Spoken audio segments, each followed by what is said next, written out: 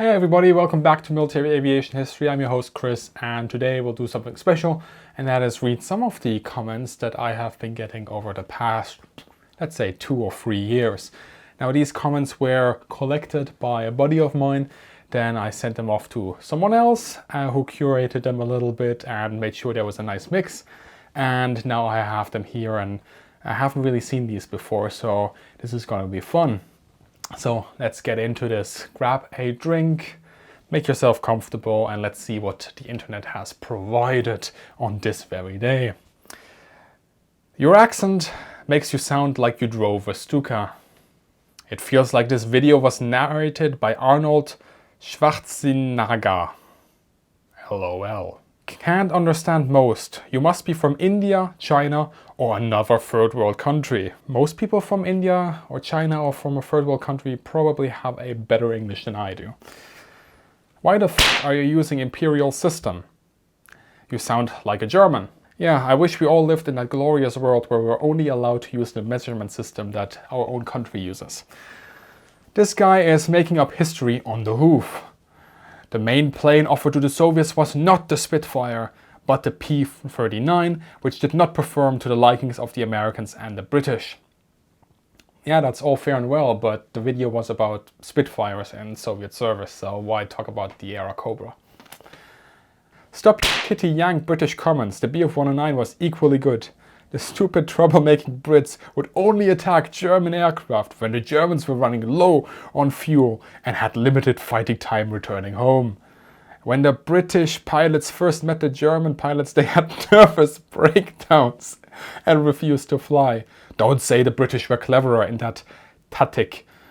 No, that was cowardly acts. Brits will stab you in the back. The only war the Brits ever won was against the natives who fought with kiwi fruit. Medals all round, lads. I just fell asleep. Well, that is ASMR with military aviation history confirmed right there. Schweinehund-twat. German-twat. If that's not how you write Schweinehund. If you're gonna insult me in my language, at least take the 2 seconds to check the spelling on Google. I'd like to hear the narrator say, "We have ways to make you talk." There you go, I said it. This is garbage. The fairy tale version of World War II. Grow up. Is this aimed at 10-year-olds?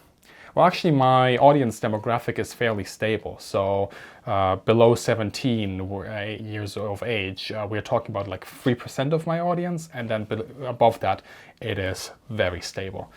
So I have as many 20-year-olds as plus 65-year-olds watching my channel, pretty much.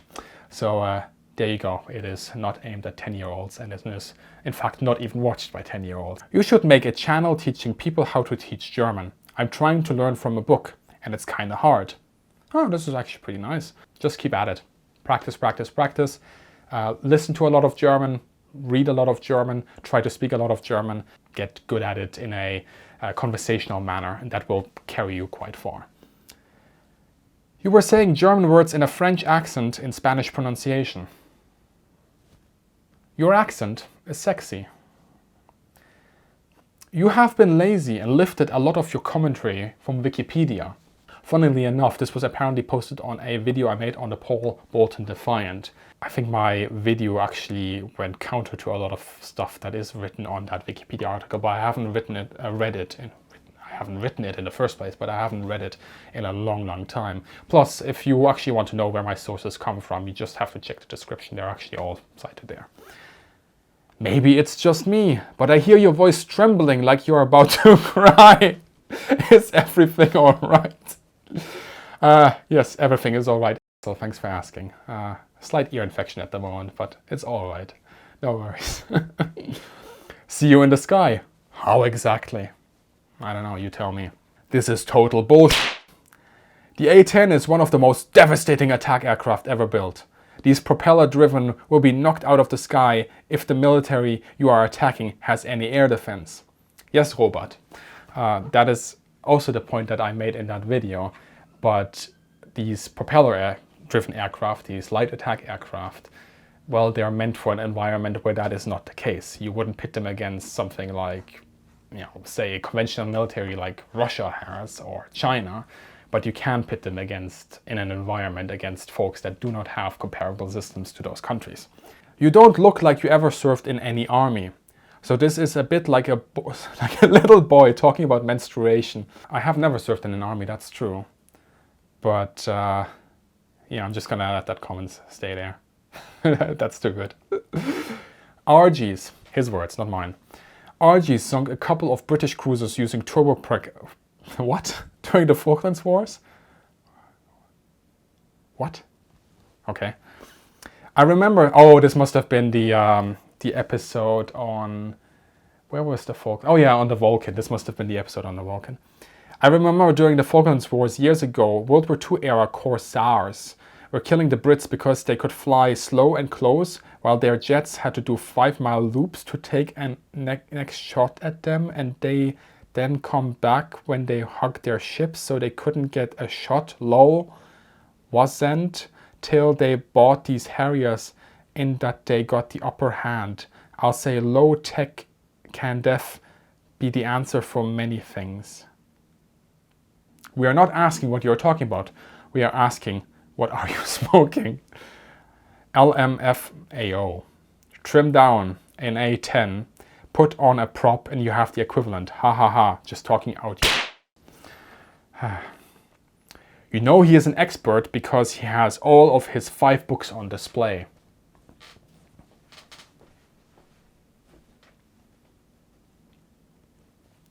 Just between us, books actually don't make any experts, just because you own them. You know. Who are you to clear up misconceptions about Spitfires? Why do you care? Help me to understand your reasons for producing this video. Is this a game? Is their ego involved somewhere wherein? What's up? Well, can you help me understand what made you post this comment? Is their ego involved in there somewhere? Herein? What's up? A lot of bullshit. That carb story is the biggest bullshit. It was fixed by woman worker very soon. Check out Miss Schilling's Orifice. Not going into the rest as you're obviously biased.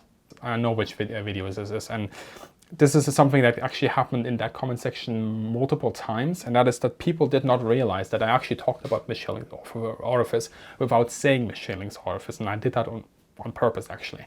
I called it the RAE restrictor, which is the official term. And for some reason, people didn't know that, and some people got angry that I didn't talk about Miss Schilling's Orifice, even though I explained what the restrictor does, and it does the exact same thing as Miss Schilling's Orifice, so that link could have been made there. But there you go. So yeah, it's buzzword history sometimes, and if you don't hear your buzzwords, then you get triggered, I guess, with some people. He's not a robot. This changes everything. I hope so. DWI, not DVI, and aluminium, not aluminium. The metal was named aluminium by Humphrey Davy, and the latter change in spelling and pronunciation by British intellectuals is illegitimate. Horrible. It's nothing but a talking head with an accent. Boring. I gave up after 1 minute 30. I think you'll find that every human being is a talking head with an accent, but why is it that every time the Brits make a film about the US, the narrator does not know how to shut up? entirely too much.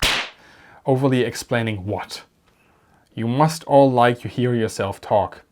I had to turn this off, and will on almost all Brit-narrated documentaries.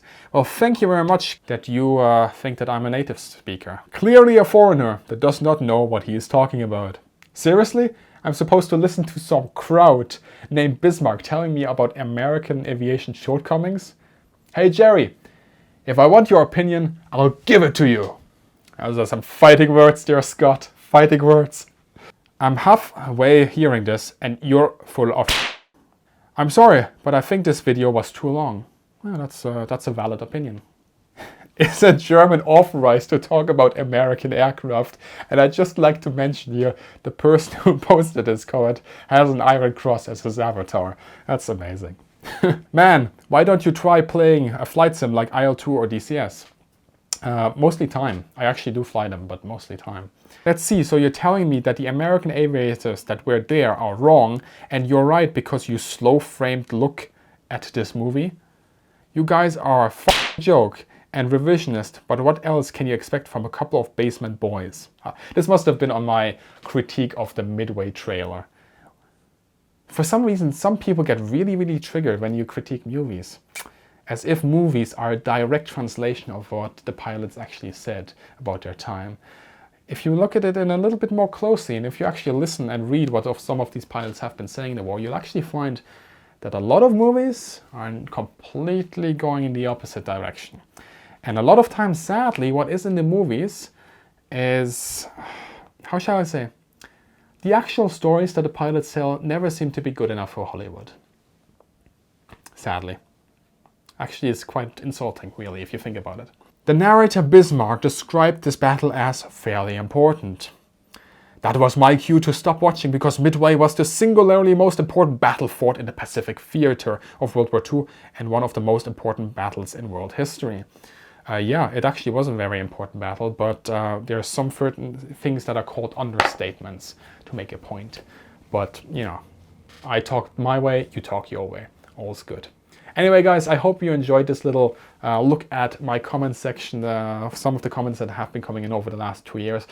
Look, this is a selection of like the 0.05% of the comments that I get.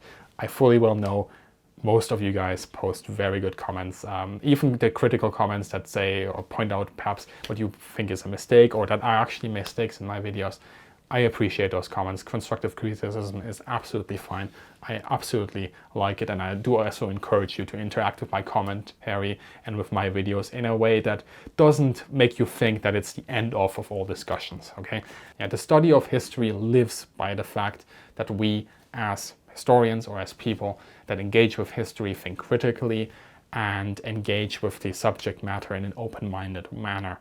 So, as always, guys, please just continue posting your comments. I really do appreciate them, and I do look at them, and I hope that this gave you a little bit of a laugh as well in these times where we're sadly stuck at home.